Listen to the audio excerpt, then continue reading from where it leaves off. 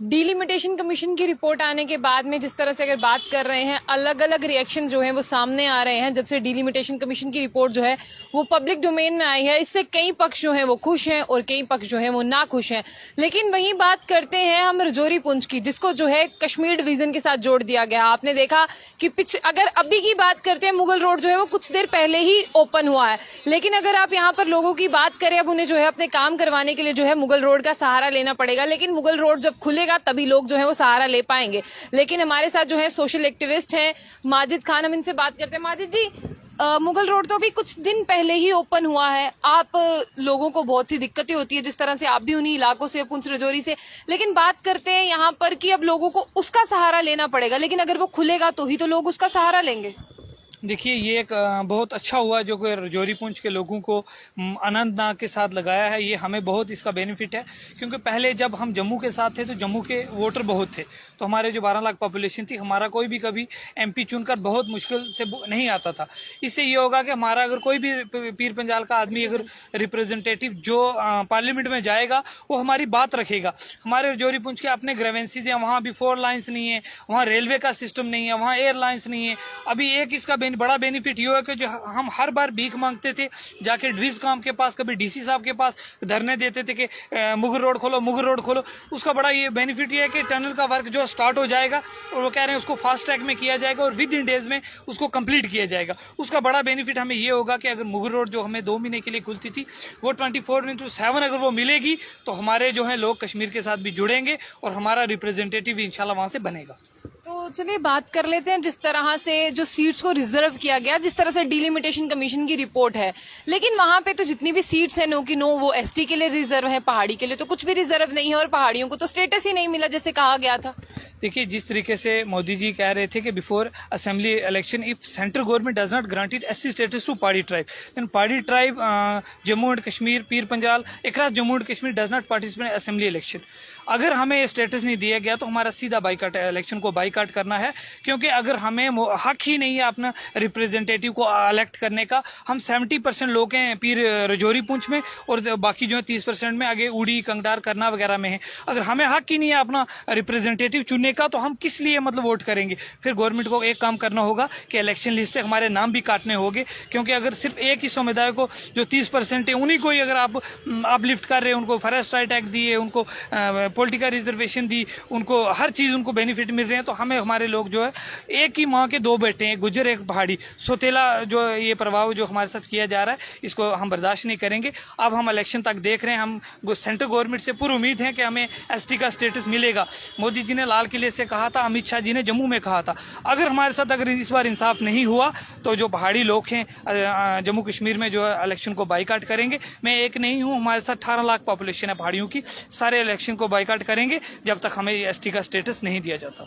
आप एसटी के स्टेटस की बात कर रहे हैं, आप ये भी देख रहे हैं कि काफी लंबे समय से ये एजिटेशन चल रही है और काफी सालों से ये डिमांड हो रही है कि एक ही टेबल पर 2 फाइल पड़ी थी, एक भाई का मसला हल हो गया, एक भाई का मसला रह गया। लेकिन आपने देखा कुछ ऐसे ही जो आपके भाई भी हैं जो नहीं चाहते हैं कि आपको जो है वो स्टेटस दिया जाए, चाहे मैं गुज्जर बकरवालों की बात करूँ या आपके पहाड़ियों की बात करूँ, उनको लगता है कि अगर इनको स्टेटस मिल गया फिर तो इनके बच्चे जो है वो सिक्योर हो जाएंगे, तो इसलिए वो नहीं चाहते कि उनको स्टेटस। देखिए, हम जहाँ पे मैं रहता हूँ, मेंढर में रहता हूँ, तो वहाँ से अगर आप देखें तो सबसे ज़्यादा IAS KS बनते हैं मेंढर से, सारे गुज्जर भाई हैं।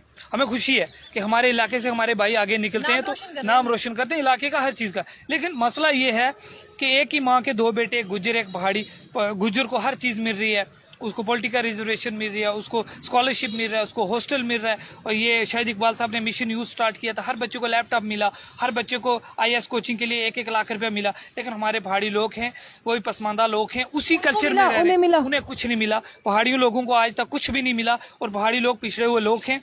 ये भी डोकू पे जाते हैं, ऐसी बात नहीं है। पहाड़ी लोग देखो, बकरवाल लोग जाते हैं, पहाड़ी लोग जाते हैं, गुज्जर जाते हैं। हम अब ये चाहते हैं कि अगर उनका कुछ मिल रहा है तो हम वेलकम करते हैं, लेकिन 90% गुज्जर भाई चाहते हैं कि इनको भी स्टेटस मिले। वो भी चाहते हैं कि हमारे दूसरे भाई के साथ इंसाफ हो। कुछ चुनिंदा लोग हैं जो इसमें गड़बड़ कर रहे हैं, वो ऐसी बातें कर रहे हैं। वो भी कुछ चंद लोग हैं जो जैसे दाल में काला होता है ना, वैसे हैं कुछ लोग। बाकी मैक्सिमम लोग चाहते हैं कि पहाड़ियों के साथ भी इंसाफ हो, इन्हें भी ST का स्टेटस मिले ताकि इनके साथ भी इंसाफ हो सके। 1989 में हमारी फाइलें दिल्ली में गई थी, उसके बाद ये फाइल जो है एक्सेप्ट होगी, हमारी वाली फाइल एक्सेप्ट नहीं हुई। वो भी एक इंटरव्यू में हमारे एक पीर पंजाल के एक लीडर कह रहे थे कि उस वक्त गुलाम नबी आज़ाद साहब बीच में आ गए तो उन्होंने कहा कि इनको स्टेटस मत दो। पता नहीं गुलाम नबी आज़ाद साहब को कोई पहाड़ियों के साथ पुरानी दुश्मनी है जो कि उन्हें दिल्ली में जाकर निकाली, और उम्मीद है कि गुलाम नबी आज़ाद साहब वहाँ दिखेंगे नहीं रजौरी पुंछ में, क्योंकि अब वो लोग नहीं चाहते हैं कि आज़ाद साहब यहाँ पे आएंगे। लोगों में बहुत गुस्सा है आज़ाद साहब को लेकर कि अगर वहाँ पे नजर आए। वहाँ के लोग तो बहुत चाहते हो, नहीं आप क्या कह रहे हैं? हाँ देखो, कुछ लोग के चंद जो उनके वो चमचे होते हैं ना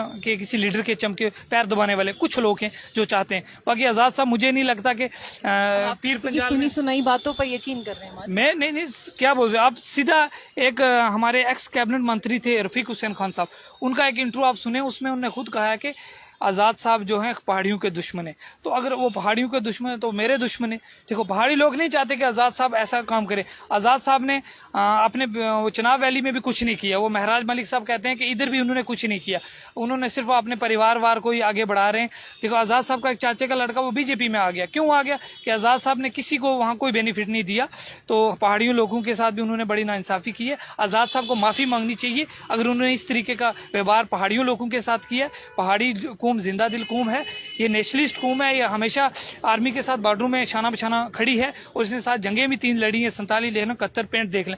लेकिन हमारे साथ जो नाइंसाफ़ी आज़ाद साहब ने की है, पहाड़ियों का बच्चा नहीं भूलेगा, क्योंकि आज़ाद साहब ने ये इंसाफी नाइंसाफ़ी सिर्फ पहाड़ियों के साथ नहीं की है। ये 18 लाख इसमें कश्मीरी आते हैं, इसमें हिंदू आते हैं, इसमें सिख आते हैं, इसमें मुस्लिम सब आते हैं, उनके से हर कौम में इसके साथ नाइंसाफ़ी हुई है। आज़ाद साहब को माफ़ी मांगनी चाहिए और रजौरी पुंछ के लोग जो है आज़ाद साहब को कभी माफ़ नहीं करेंगे जब तक ये आज़ाद साहब मिलकर ये इशू हमारा रिजॉल्व नहीं करवाएंगे।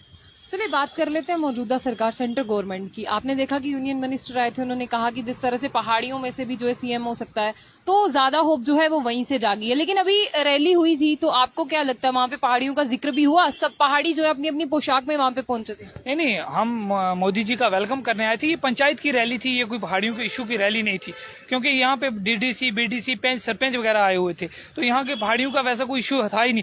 पहाड़ियों का जो ऐलान है लाल किले से नरेंद्र मोदी जी ने किया था और जम्मू में आकर अमित शाह जी ने किया था। हम पूरी उम्मीद है इसी गवर्नमेंट से, बीजेपी से, क्योंकि पहले के बाद में उम्मीद रखते हैं, ये बात कोई उम्मीद नहीं है जी। जब इलेक्शन में कोई दूसरा बंदा चुनकर आएगा तो वो हमारी बात कहाँ करेगा? वो देखो दूसरा समुदाय का आदमी है, वो कहाँ चाहेगा कि ये वाले आप लिफ्ट हो जाएं, ये आगे आ जाएं, क्योंकि वो अगर बात करना भी चाहेगा तो उसको डर रहेगा अपने वोटरों का, ये ना हो मेरे से वोटर पीछे से खिसक जाए तो मैं कहाँ से इलेक्शन लड़ूंगा, क्या करूंगा। अगर गुर्जर समुदाय से कोई चुनकर आता है तो उसका सबसे बड़ा उसको ड्रॉबैक हमें यह है कि वो हमारी बात नहीं करेगा। आफ्टर इलेक्शन हमें कुछ नहीं चाहिए, हमें बिफोर इलेक्शन एसटी स्टेटस चाहिए, ताकि हमारे लोग जो है इलेक्शन कंटेस्ट करें। अगर बिफोर इलेक्शन नहीं मिला तो देखो फिर तो ओनली सोल्यूशन है बाइकआउट इलेक्शन।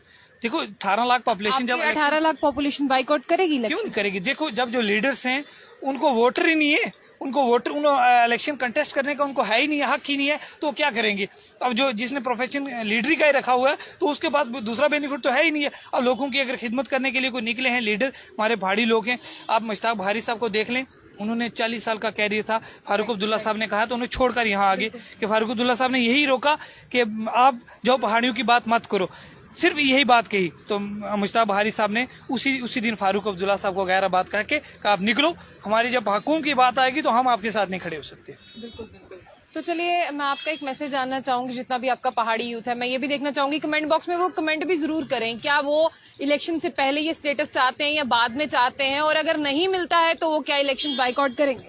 बिल्कुल करेंगे, जरूर करेंगे। पहाड़ी आवाम जो हमारे साथ सुन रही है, जम्मू कश्मीर में एक रात जम्मू कश्मीर 18 लाख लोग हैं, जरूर बाइकआउट करेंगे। उन्हें पता है कि अगर आज बाइकआउट नहीं करेंगे 4% से उनका क्या हक बनता है। 4% से उन्हें नौकरियों में 18 लाख बनता है, 4% उन्हें क्या 2.5 लाख पॉपुलेशन है जनाब ये इसकी अपनी लेह लद्दाख की। एसटी ले, ST Kargil, ST Gujjar Bakarwal, ST पहाड़ी क्यों नहीं हो सकता? पहाड़ी क्या के सोतेले माँ के बच्चे, इनके साथ भी तो इंसाफ किया जाए। जरूर हमारी आवाम जो हमारे साथ है वो बाइकआउट करेगी, वो कभी इलेक्शन में पार्टिसिपेशन नहीं देगी अपनी, और गवर्नमेंट को ये मैसेज आएगा, जरूर हमारे साथ इंसाफ होगा। ये थे हमारे साथ माजिद खान, जिन्होंने इशू जो था वही एसटी और पहाड़ी का उसको लेकर जो है वो बातचीत की, और इन्होंने कहा कि हमारी जितनी भी पॉपुलेशन है 18 लाख, अगर उन्हें स्टेटस नहीं दिया जाता है एसटी का, वो बाइकआउट करेंगे। तो क्या जितने भी पहाड़ी यहाँ पर देख रहे हैं, क्या वो सच में बाइकआउट करेंगे, या वो ये चाहते हैं कि आज नहीं, कल नहीं, परसों नहीं, कभी ना कभी तो उन्हें स्टेटस जो है वो दे दिया जाएगा? तो आपकी क्या राय है उसे जरूर साझा कीजिए। तो ऐसी और भी अपडेट्स के लिए देखते रहिए जंग बुलेटिन न्यूज। आशिया खान के साथ।